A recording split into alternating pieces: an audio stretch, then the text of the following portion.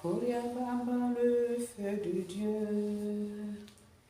Koria Baba, le feu de Dieu. Koria Baba, le feu de Dieu.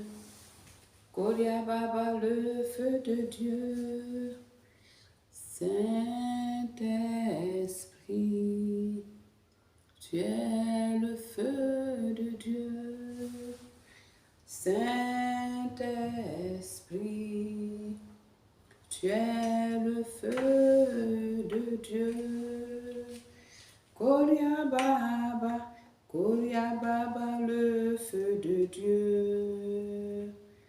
Koria Baba, le feu de Dieu. Amen. Merci Saint-Esprit de Dieu. Koria Baba, en langue qui veut dire le feu de Dieu. Amen. Que le Seigneur vous bénisse. Que le Koria Baba de Dieu vous bénisse. Que le Saint-Esprit soit avec vous. Qu'il vous tienne par la main. S'il faut qu'il vous tire, il ne sait pas comment il doit faire, mais il doit vous ramener dans le salut. Il doit vous ramener au dernier jour de la résurrection. Il a un travail très important dans ta vie. Amen. Et il t'aime. Alléluia. Il t'aime parce qu'il a une mission pour nous. Il a avec nous sur cette terre. Il a une mission pour le Père. Il a une mission pour le Fils. Donc c'est quelqu'un que tu dois aimer plus que tout. Amen. Sur cette terre. Tu dois l'aimer plus que tout. Parce qu'il est ton vrai conseiller. Il connaît même le cœur de tes enfants avant toi. Le cœur de ton mari. Le cœur de ta femme. Il connaît tout avant toi. Amen. Donc vraiment, tu dois le serrer dans ton cœur. Il doit être dans ta vie. Amen. Donc, bienvenue dans ma cuisine spirituelle. C'est la servante Tabitha. Amen. Pour ceux qui ont l'habitude de me suivre, voilà, ils me connaissent déjà. Donc, je vous bénis. Merci aussi pour vos partages. Alléluia. Et ce soir, dans ma cuisine spirituelle, on va parler de ce que le Saint-Esprit m'a mis à cœur. Notre message, alléluia, je dis notre menu spirituel, alléluia, tu as mangé, nous mangeons tout le temps la nourriture physique, mais je sais que ça dit notre Seigneur qu'il n'y a pas que la nourriture, nous avons besoin aussi de la nourriture spirituelle. Peut-être tu as l'habitude, alléluia, c'est la parole de Dieu, tu as l'habitude d'écouter des messages, tout ça c'est vrai, mais c'est comme disent les gens, beaucoup de viande dans la sauce, ça ne gâte rien. On apprend toujours et on apprendra toujours. Après nous, le Saint-Esprit va enseigner tout le temps les gens jusqu'au retour du Christ. Amen. Merci Seigneur. Alléluia. Et il est là pour nous enseigner. C'est l'enseignant premier. Il est là pour nous éclairer. Amen. Donc ce soir, on va prendre notre parole qui va être tirée du livre de Deutéronome 30. Amen. À partir du verset 11, il est écrit: ce commandement que je te prescris aujourd'hui n'est certainement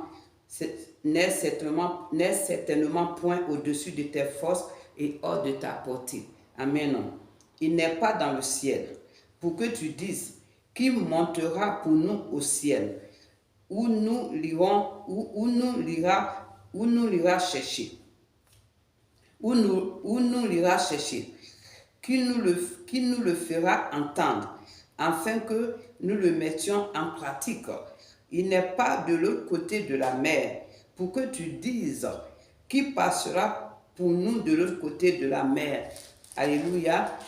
Et nous l'ira chercher, qui nous le fera entendre, afin que nous le mettions en pratique. Amen. Bien-aimé, c'est Moïse qui était en train de donner les commandements aux enfants d'Israël concernant la parole de Dieu. Et Moïse était en train de leur dire, ce qu'ils sont en train de recevoir, les paroles de Dieu qu'ils sont en train de recevoir, n'est pas une parole insaisissable. Ce n'est pas une parole qui va leur demander des efforts. Ce n'est pas une parole, alléluia, comme il dit, qui est au-dessus de vos forces. C'est parce que ce n'est pas vous qui allez aller chercher cette parole. Il n'y a pas d'effort à faire. Ce n'est pas que cette parole se trouve dans le ciel pour dire comment je vais faire pour aller chercher la parole de Dieu. Amen. Elle n'est pas, donc pour que tu dises, qui va monter au ciel pour nous apporter cette parole. Amen. Qui ira chercher cette parole pour nous? Alléluia. Il dit, qui va nous faire entendre cette parole afin que nous la mettions en pratique. Donc ils étaient en train de dire que c'était très difficile c'était compliqué pour eux dans leurs pensées. Moïse a vu leurs pensées et tout de suite, il a commencé à dire c'est pas quelque chose de difficile. Alléluia. Il dit c'est pas non plus de l'autre côté de la mer. Vous dites que je vais prendre un bateau, il y aura la tempête. Ça dit c'est pas quelque chose qui est compliqué pour dire que c'est impossible à réaliser. Amen. Impossible à faire. Tu dis qui passera de l'autre côté de la mer. Alléluia. Et nous l'ira chercher. Qui nous le fera entendre, afin que nous la mettions en pratique. Donc c'est le commandement que Dieu les donne. Ce commandement était la parole de Dieu. Et au 14, il est écrit dans Deutéronome 30, du verset 11 au verset 14.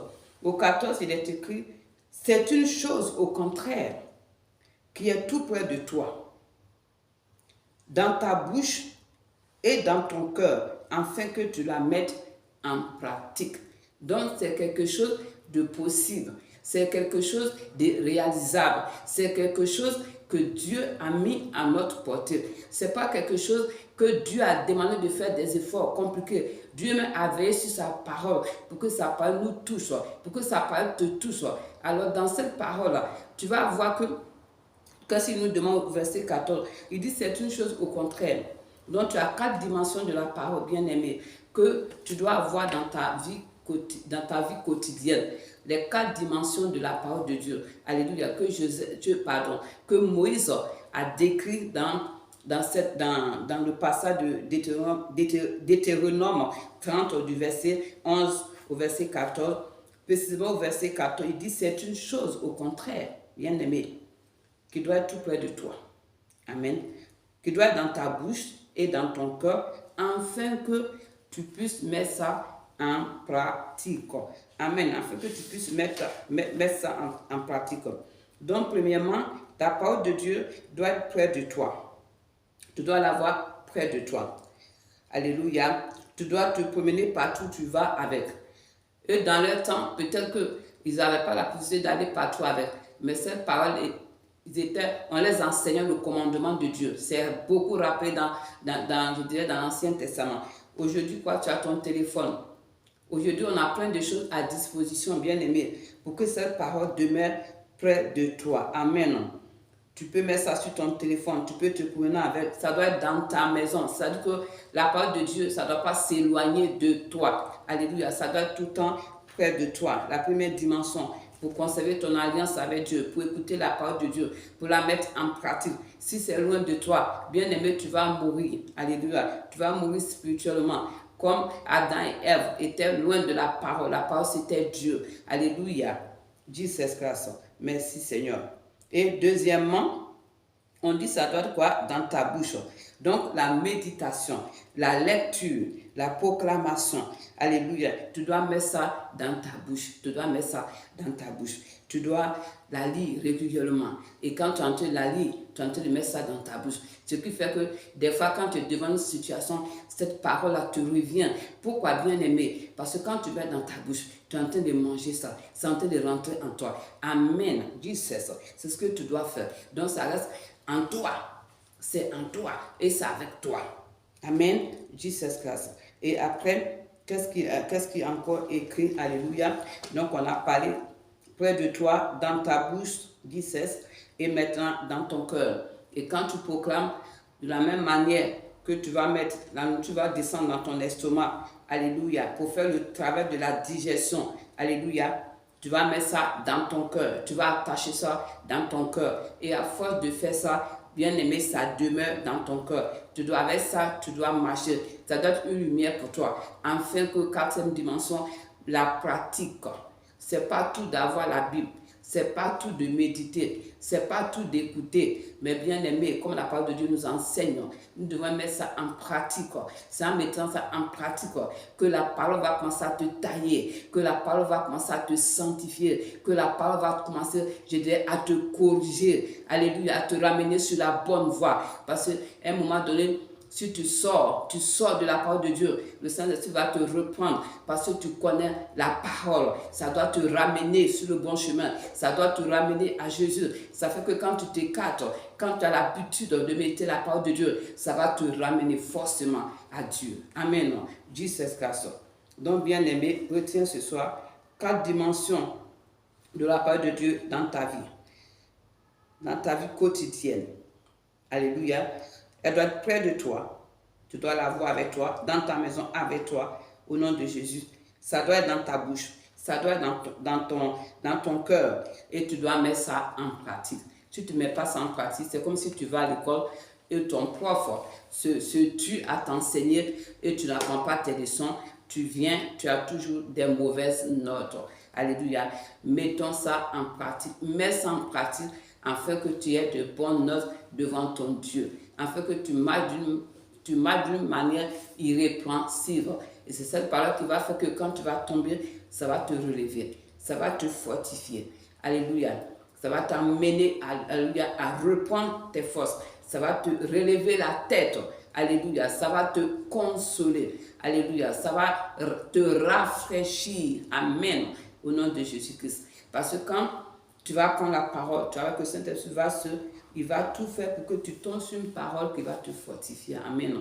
Et en méditant cette parole, elle en toi, bien-aimée, elle en toi, et elle va travailler dans ton cœur. Parce que la parole de Dieu est esprit et vie. Amen. C'est esprit et vie, et c'est en nous. Alléluia. Et ça va devenir des eaux vives en toi. Oui, c'est pour ça que Jésus a dit à la Samaritaine, si tu savais le don de Dieu, c'est toi qui allais supplier pour que je te donne de l'eau à boire. Mais c'est physiquement, est-ce que notre Seigneur lui a donné de l'eau à boire? C'est la parole qu'il lui a communiquée. Et cette parole était en Jésus-Christ de Nazareth, bien aimé. C'était en abondance en lui. Vous savez, quand sur la croix, quand ils l'ont percé, on dit le sang est sorti, l'eau est sortie. L'eau est sortie. Alléluia, l'eau est sortie. C'est cette eau qui distribuait aux gens. C'est cette eau, c'est cette eau qu'il enseignait. C'est cette eau qu'il a touché la Samaritaine avec. C'est pour ça qu'il a dit, si je te donne à boire de cette eau, elle va aller jusqu'à quoi? Dans l'éternité. Donc, cette eau était en abondance en Jésus-Christ de Nazareth. Jamais ça allait finir en lui. Jamais. Ça a commencé, même dans la mort, ça a commencé à sortir. Ces eaux vives étaient encore là. Amen. Merci Seigneur. Que le Seigneur vous bénisse. 4 dimensions.